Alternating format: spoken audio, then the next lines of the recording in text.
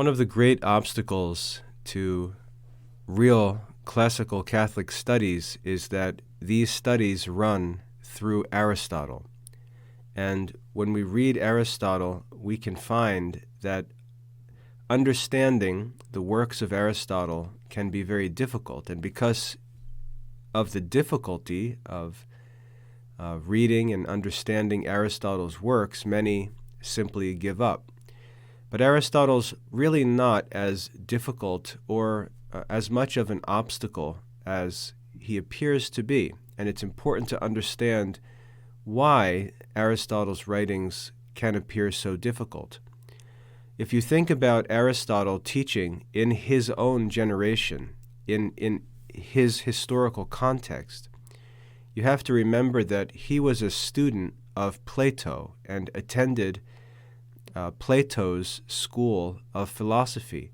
All of his friends, all of his schoolmates, all of his companions were also followers of Plato, or maybe of some other philosophers if they weren't followers of Plato. Plato's ideas were established and understood. But as Aristotle continued to study and investigate and seek the truth, Aristotle realized that he had to actually reject some of Plato's teachings and even some of Plato's most important teachings and go in a different direction in order to seek the truth. He explains this explicitly in chapter 6 of the first book of his Ethics. And it was difficult for Aristotle to contradict Plato. It was difficult for Aristotle to lead his students away from Plato in some areas because of the fact that Plato was a beloved teacher and friend. And so in Aristotle's works, a lot of time is often spent proving, very, very carefully proving his teaching because he's leading people away from Plato, and he really feels a necessity and he really faced a necessity to prove his doctrine because it required that his students move away from even his own teacher, which was a thing that very few would be willing to do.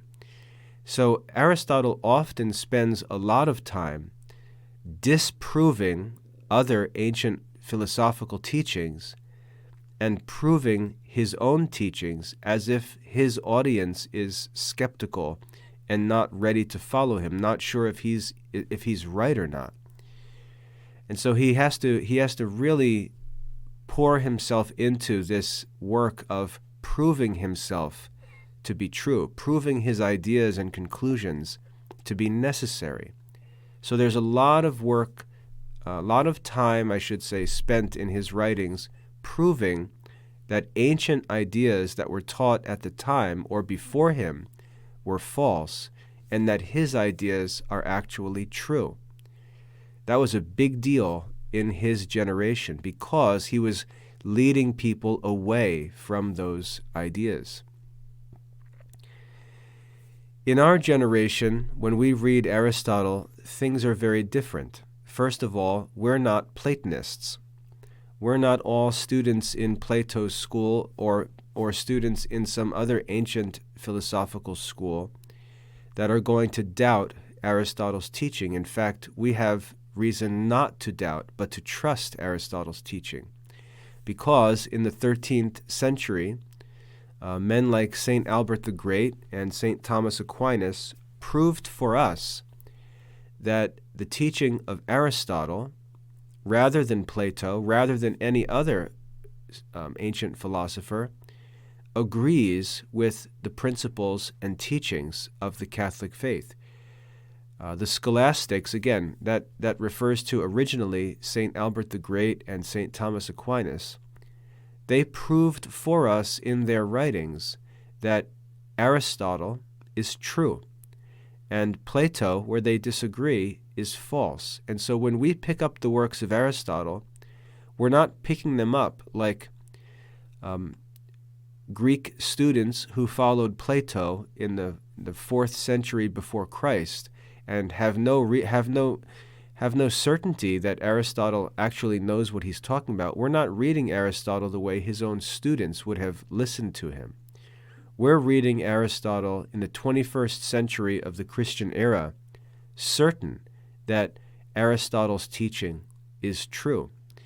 And if there are any errors in Aristotle's teaching, it's simply because he didn't have the light of divine revelation to help him, and some of the ideas developed over time through the church with the guidance of the authority of the church. So it's not even that Aristotle is wrong in what he taught. It's simply that Aristotle didn't have access to all of the necessary information which was to be revealed through the Catholic Church. I mean, think about it. Aristotle didn't know about Christ or any of Christ's teaching or any of the teaching that would be revealed to the world through the Catholic Church. So Aristotle was simply working at an earlier period, basing all of his conclusions on what was observable by human senses and what could be concluded by human reason. So he was limited in